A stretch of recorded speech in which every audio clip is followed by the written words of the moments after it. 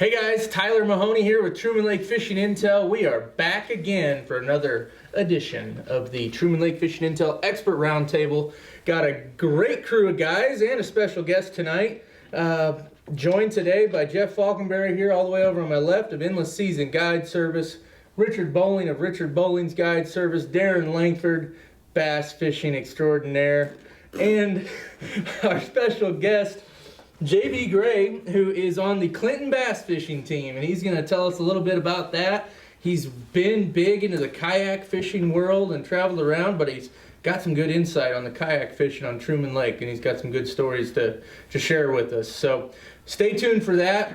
As always, we want to start off this video by thanking Nini's Italian Steakhouse and Catering for providing food each and every month for us for these get-togethers. We really appreciate them. They are based out of Warsaw, Missouri. You can stop right on in. And if you are a member of TrumanLakeFishingIntel.com, they offer a free appetizer. You just got to show them your account page on your phone and you're good to go.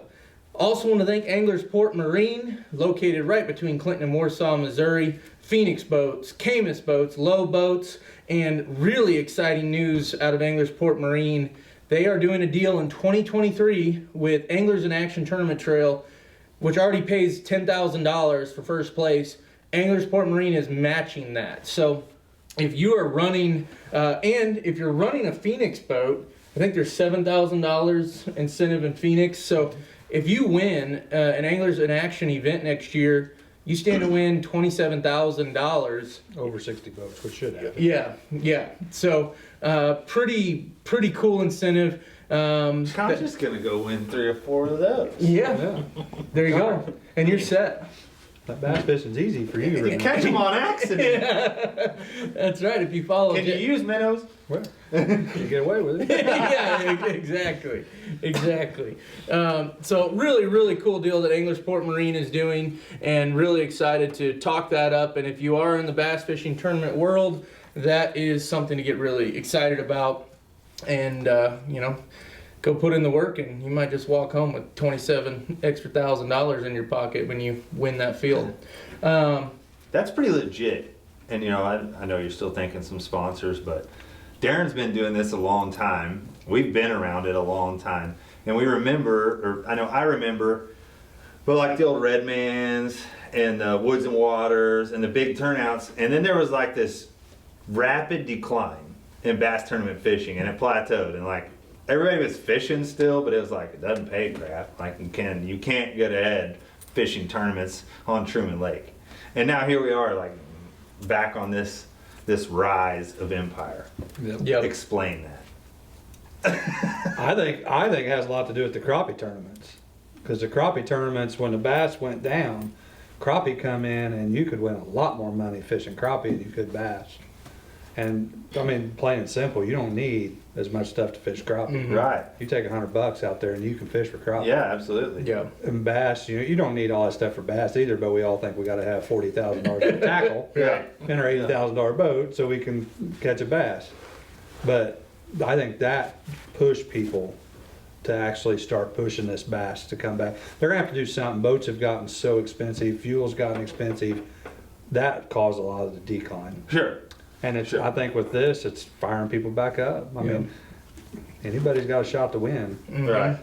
And the fishery, back you go down to Bucksaw and you see the stringer that I think John Mangum caught it. The guys used to, Marvin Decker, Steve Prince, some of these old guys that were like 25, 30-pound sacks, 32-pound sacks. And then it started to tail off, and then it took 15 or 18 to win for a while.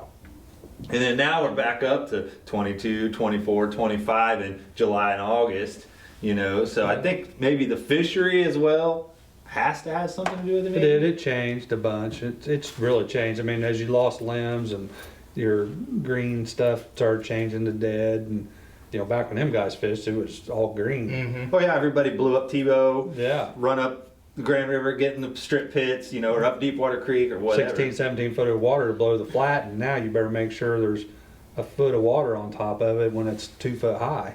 Right. For Is having there an airboat. still a creek bite like that?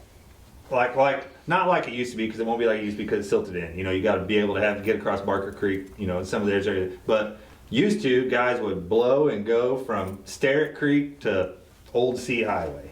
Yeah. And is there still a creek by it like what used to be? The Grand is hurt worse than any of the other arms. You take Tebow Creek, there's still good by Tebow Creek. There's a lot of tournaments, still get one in Tebow Creek, still get one in Barker Creek. There's the river, Palmy River, still gets one there. And when it gets up to a foot high in the Osage, then all them creeks and rivers start coming in effect. But Grand took such a hit that silt just about killed the Grand Bite. Deepwater Creek used to be, there'd be 10, 15 tournaments, one a year. Yeah, I mean, they'd run way up past the bluffs. Oh, yeah, I mean, way all the way up. all the way to Low Water Bridge. Yeah. But not now. You can't do anything. That water has to be way high to get there, and it's pretty well fished out. You know, it's just a big pond now, or a big lake, and it's just fished out.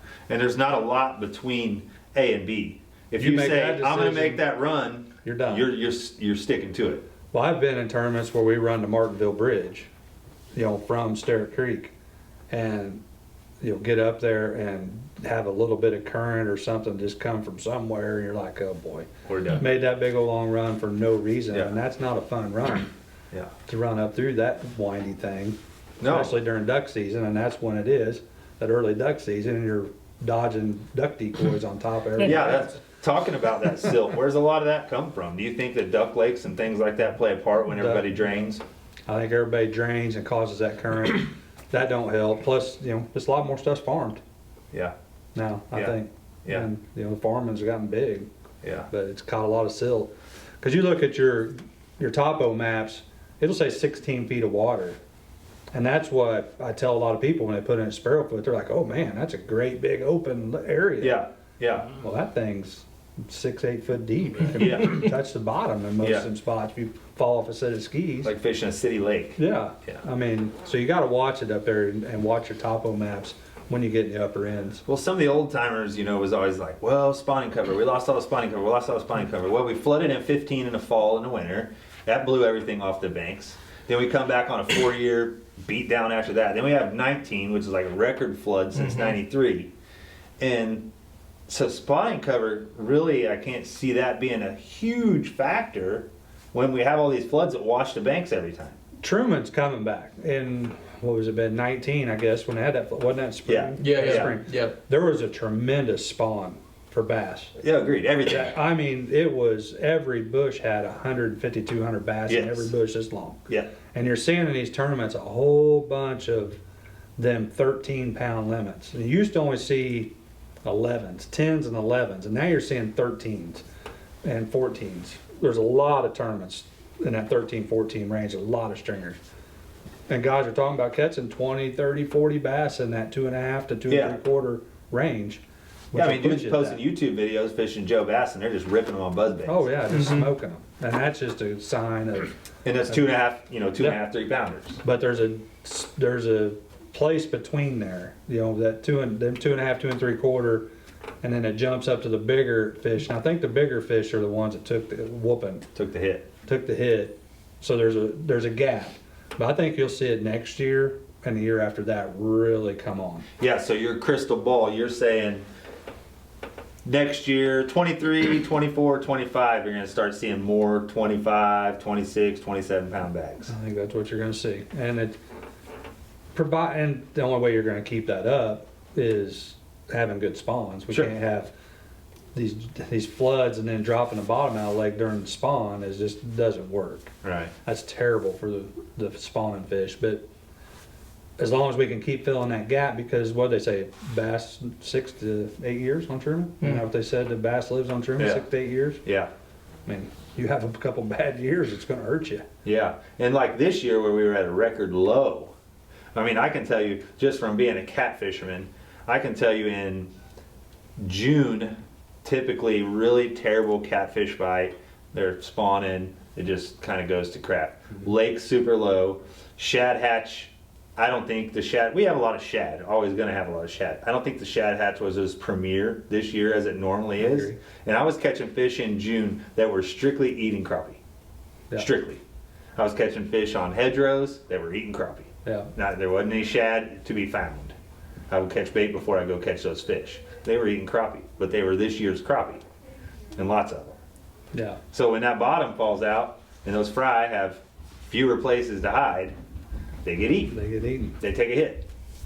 Crappie are eating the bass. But I've Bass just are been eating the thinking. crappie. Yeah. I don't put too much thought into bass fishing, but but you know, looking back and reflecting on that, because I've watched it. You know, just like him, he's seen it, forever, and just watched that go down, plateau a little bit, and now it's on this big spike, and we see Brock and Jelinek winning these 24, 23 pounds, you know, in July and August. It's like, here it comes back again. So I just wanted your take. Host your show, Tyler. No, that was great. That was awesome. Good stuff. And we're going to get into a lot more of that here momentarily. The last couple things I wanted to mention, for those of you that are sticking around to watch this whole thing, we're doing a giveaway of the Jinko 2-piece 8-foot rod, crappie rod. How do you enter? Well, if you're watching this video, you're seeing it on Facebook, be sure to share that video. Uh-oh, we got the pups that are joining our video now. But you're gonna share this video, and you're also gonna comment 3 names in the comments section here on this video. And that'll enter you to win. We'll pick a winner, and we'll figure out a way to get it to you. But Jinko Fishing 8-foot rod, probably a pretty good little casting rod. Yep. So appreciate the donation, and we're gonna give it away. So that's the instructions. Share this video when you see it. Tag 3 people in the comments. You're entered. And then the last announcement before we start getting into all the latest fishing stuff. There is a really cool charity fishing tournament coming up in September. We'll talk about it again on the next Expert Roundtable. It's the Compass Health Big Fish Bright Future Tournament, September 17th. There's an article that we have posted up on the website where you can learn more on how to enter, all the rules. Jeff is the MC. He's been MCing it for quite a few years.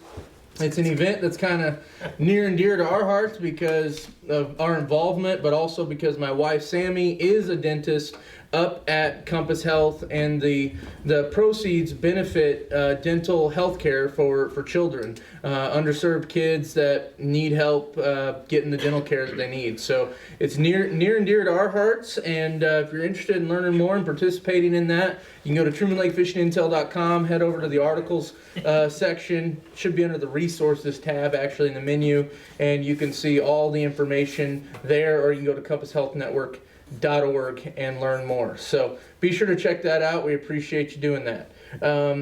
With that, we already had some good content there that you guys are talking about the bass fishing and what things are looking like. We're going to come back to the bass fishing. I want to start with crappie, just because crappie fishing in the summertime on Truman Lake is just typically Stupid easy. Yeah, pretty lights out. And We like it like that. yeah, that's right. Now We with don't need a guide or nothing. yeah. Oh, yes, you do. Oh, you do? Oh, sorry.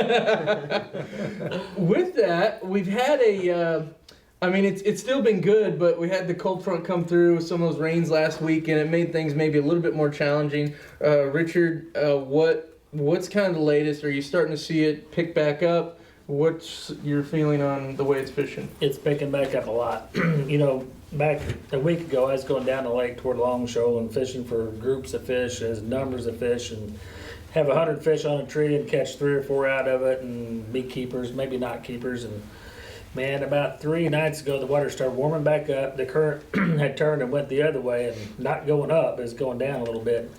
Because Yeah. there had been back current. A lot of back current. Back current and crappie, nope, get out of that current. It's Okay, going backwards. I'm going to stop you on back current. For those who maybe haven't even ever seen it, how can you tell that there's back current in the lake? That day, all you had to do is